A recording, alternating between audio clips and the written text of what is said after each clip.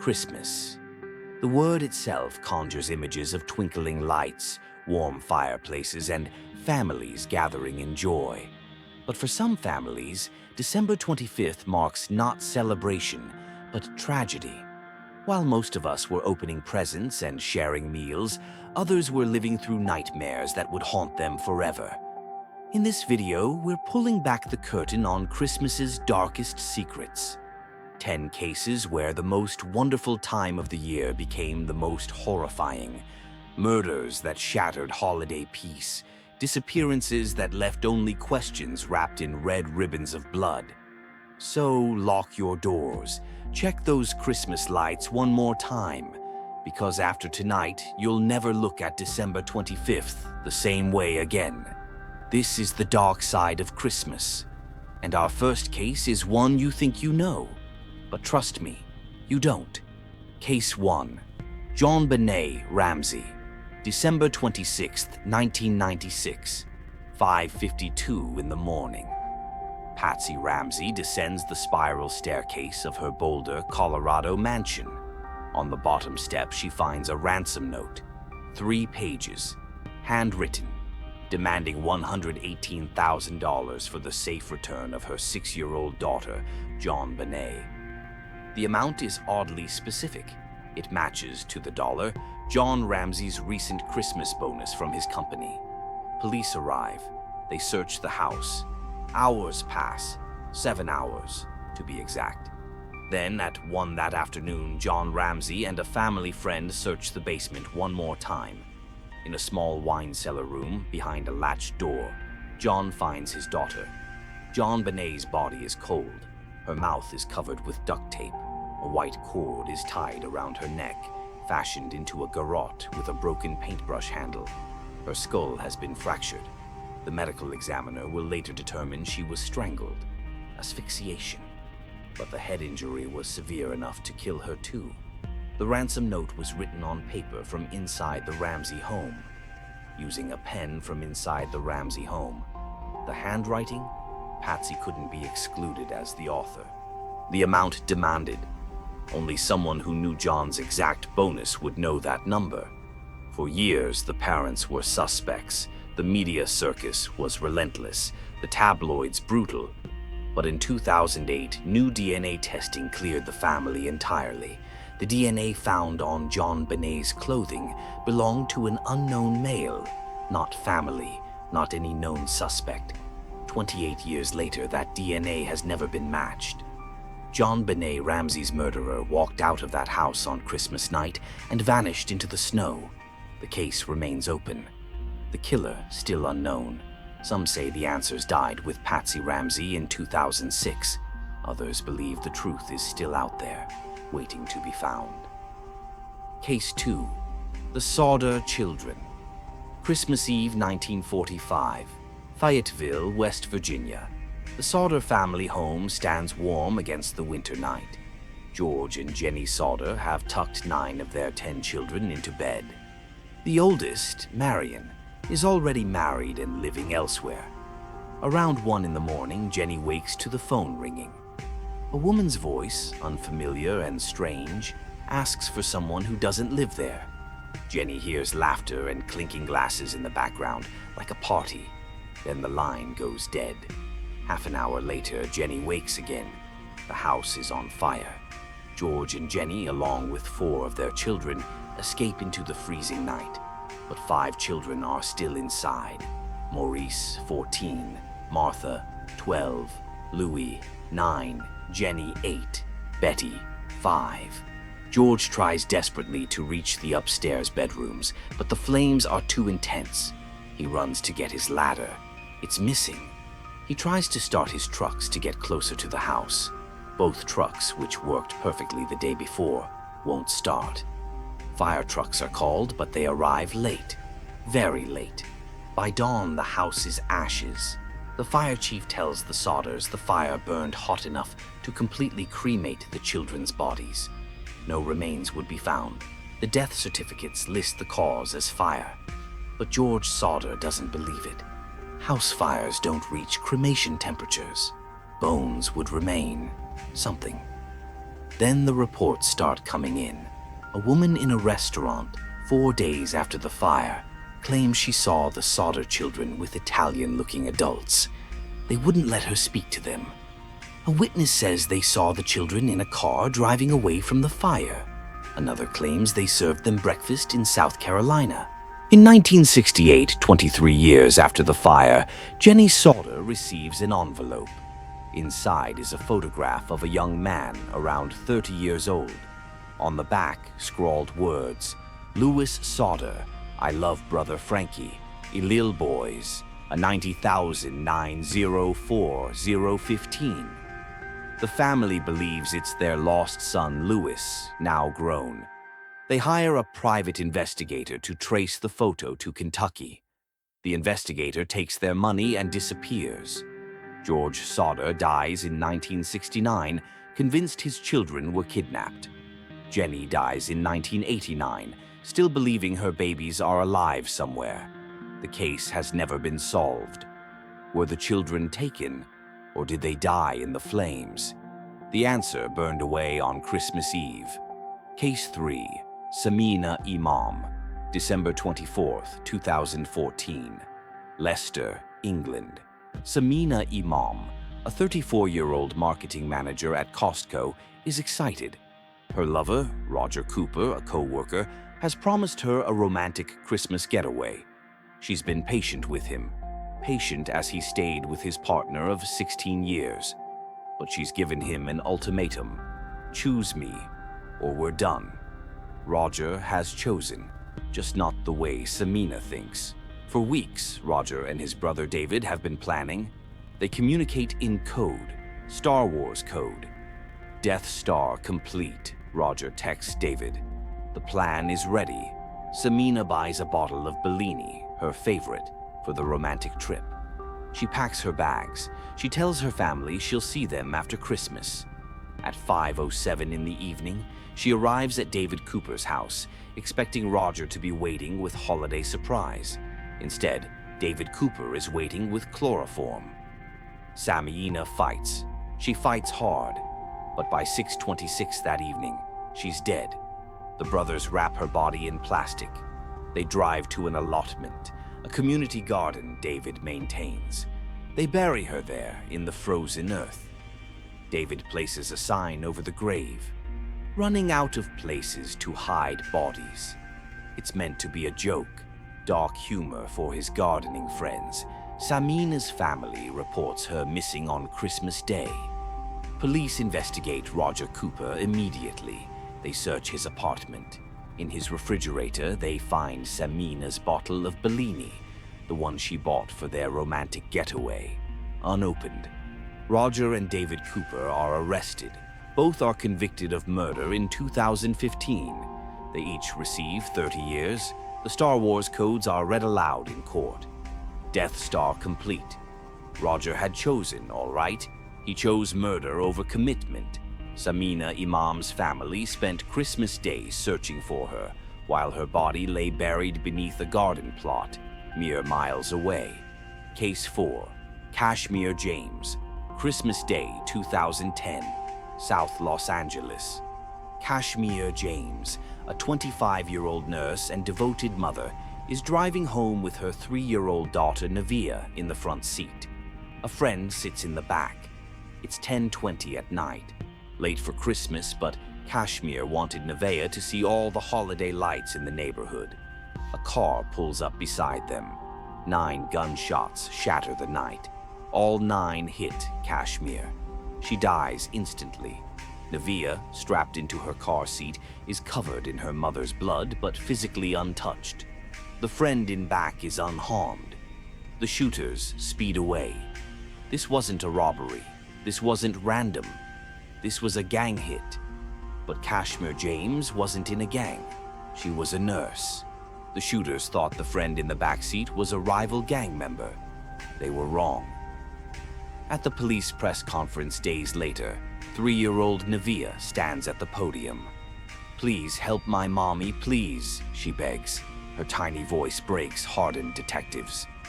5 years later, in 2015, 3 gang members stand trial for Kashmir's murder. The prosecution's star witness, 8-year-old Navia James. She takes the stand and identifies the men who killed her mother. She tells the court what she remembers from that night. At one point, she looks at the defendants and says, "You're supposed to love people, not hurt them." All 3 receive life sentences without parole. Neva James grew up without her mother because of mistaken identity, because gang members couldn't be bothered to verify their target. Kashmir's last Christmas with her daughter lasted only 24 days. Case 5. Patty Vaughan. Christmas Day, 1996. Lavernia, Texas. Patty Vaughan, a 32-year-old woman, leaves her home. She's estranged from her husband, J.R. Vaughan, but they've had contact recently. She tells her family she'll be back soon. She never comes back. The next day, December 26th, her van is found abandoned on the side of the road. The front tire is flat. Inside the vehicle, police discover traces of blood. A red workman's jumpsuit is found nearby. DNA testing reveals the blood belongs to a female, but it's not Patty's blood. Whose blood is it? Unknown. J.R. Vaughan becomes the primary suspect. He was working construction at the time, building a new elementary school. Investigators develop a theory that haunts them to this day. Did J.R. murder Patty and hide her body in the concrete foundation of that school? The school has been operational for decades now. Children walk its halls every day, learn in its classrooms, play in its gymnasium. And somewhere beneath their feet, investigators believe Patty Vaughan might be entombed in concrete. But they can't prove it. Without a body, without conclusive evidence, J.R. was never charged. He died years later, taking whatever he knew to his grave. Patty Vaughan vanished on Christmas Day, and if the theory is correct, she's been hiding in plain sight ever since. Case 6. Tracy Mertens, December 23, 1994. Tracy Mertens, 31 years old, had recently moved to Rochdale, England, with her boyfriend Joey Kavanagh. But she needed to return to Birmingham, her hometown, to collect her belongings. It was 2 days before Christmas. She'd be back in time for the holiday. Tracy boards a train to Birmingham. She never arrives. No one sees her get off the train. No one reports seeing her in Birmingham. Her belongings are never collected. She simply vanishes between Rochdale and Birmingham, as if she stepped off the train into another dimension. Police investigate Joey Kavanagh extensively. He claims he doesn't know what happened. He says she left and never came back. Without evidence, without a body, without witnesses, the investigation stalls. Tracy Mertens has been missing for 3 decades now. Her family spent Christmas 1994 waiting for her. Christmas 1995 hoping for answers. Every Christmas since, wondering. Did she run away? Was she murdered? Did she meet someone on that train who wished her harm? The questions hang in the air like snow that never falls. Case 7. Nicole Buchholz Klingel.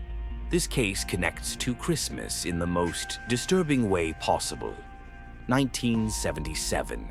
Nicole Buchholz Klingel, a 5-year-old girl, is adopted by Jarrett and Barbara Wincoop in Michigan.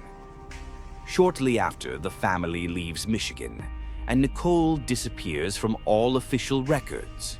No school enrollment, no medical records, no paper trail whatsoever. But here's what makes it sinister. The Wincoops continue collecting Nicole's Social Security survivor benefits. For 20 years, they receive monthly payments for a child who hasn't been seen since she was 5 years old. December 1997. 20 years to the month after they left Michigan with Nicole. Jarrett Wynkoop shoots his wife Barbara, then turns the gun on himself. Before her death, Barbara mailed a letter to family members. In it, she apologizes. She expresses remorse for unnamed actions, but she provides no details about what happened to Nicole. No confession, no explanation, just sorry. Police search the couple's property. They find no trace of Nicole, no remains, no evidence of what happened to the 5-year-old girl 2 decades earlier. Investigators believe she's dead, likely killed shortly after the adoption. But without proof, without a body, without confession, it's just theory. The Wynkoops chose the 20th Christmas after Nicole's disappearance to end their lives. Was it guilt? Was it the anniversary of her death? We'll never know. They took the truth with them. Case 8, Paul Jeffries, Christmas morning 2011. Benwell, Newcastle, England. Neighbors discover Paul Jeffries, 42 years old, outside his flat. He's dead. But the manner of death is what shocks even veteran detectives. Paul's hands are bound with duct tape. His feet are bound with duct tape. His mouth is covered with duct tape. He's been tortured. The medical examiner confirms he suffered before dying. This wasn't a random killing. Police immediately determined this was pre-planned and well-organized. At least 2 people, possibly more, were involved. This was an execution. But why? Paul Jeffries had no known enemies, no gang connections, no criminal involvement that would warrant this level of violence. He was, by all accounts, an ordinary man. In 2021, a decade after the murder, police review the case. They've interviewed 2,271 people. They've taken 903 statements. They've pursued 1,796 lines of inquiry. And they're no closer to solving it. Someone wanted Paul Jeffries dead on Christmas morning. Someone wanted him to suffer. And whoever they are, they've gotten away with it for 13 years. Case 9. Celia Beth Van Zanten. Christmas Day, 1971. Anchorage, Alaska. 2 young brothers are walking through a park when they discover a body in the snow. It's 18-year-old Celia Van Zanten, known as Beth to her friends. She's been missing since December 23rd. Her body is partially clothed, naked from the waist down. Her chest has been slashed. Her hands are bound with wire behind her back. The medical examiner determines cause of death. She froze to death. Not the stab wounds, not strangulation. She froze. Investigators piece together what they believe happened. Beth was attacked, likely sexually assaulted, and restrained. But she escaped. Somehow, with her hands bound, with injuries bleeding, she escaped her attacker. She ran. But she was in the Alaskan wilderness in December. The temperature was well below freezing. She fell from a ledge while trying to flee. The fall injured her further, unable to call for help, unable to free her hands, unable to find warmth. Beth Van Zanten slowly froze to death in the snow. She almost made it. She fought, she escaped, she ran. But Alaska's winter was the accomplice her attacker needed. Police never identified who attacked her, never found who bound her hands, never solved who she was running from. Beth Van Zanten died fighting for her life on Christmas morning, and her killer has never been found. Case 10, Latricia White, December 27, 1994. The Christmas season is winding down. Latricia White, 38 years old, had spent Christmas with her boyfriend Lee Dub Wackerhagen and his son in Texas. It was a good holiday. Quiet, peaceful. 2 days later, Latricia's father arrives at her home for a visit. he finds his daughter on the floor. She's been shot 6 times with a .22 caliber weapon. She's dead. Police immediately investigate Lee Wackerhagen. He has a history of violence. He had means, motive, and opportunity, but there's not enough physical evidence to charge him. No murder weapon is found, no witnesses come forward, no confession is obtained. Lee Wackerhagen dies years later without ever being charged. If he killed Latricia White, he got away with it. If he didn't, then her real killer is still unknown. Latricia's family spent their last Christmas with her, not knowing it was the last. 2 days after opening presents with her boyfriend, she was dead, shot 6 times, and no one has ever been held accountable. 10 cases, 10 families, 10 Christmases stolen by violence instead of joy. Some found justice, others remain buried in earth, in snow, in silence. Christmas is meant to be light. These stories remind us the darkness never rests. Evil doesn't take holidays. This has been the dark side of Christmas. Stay safe. If these stories matter, like the video, subscribe, and share your thoughts in the comments. Your voice keeps the truth alive.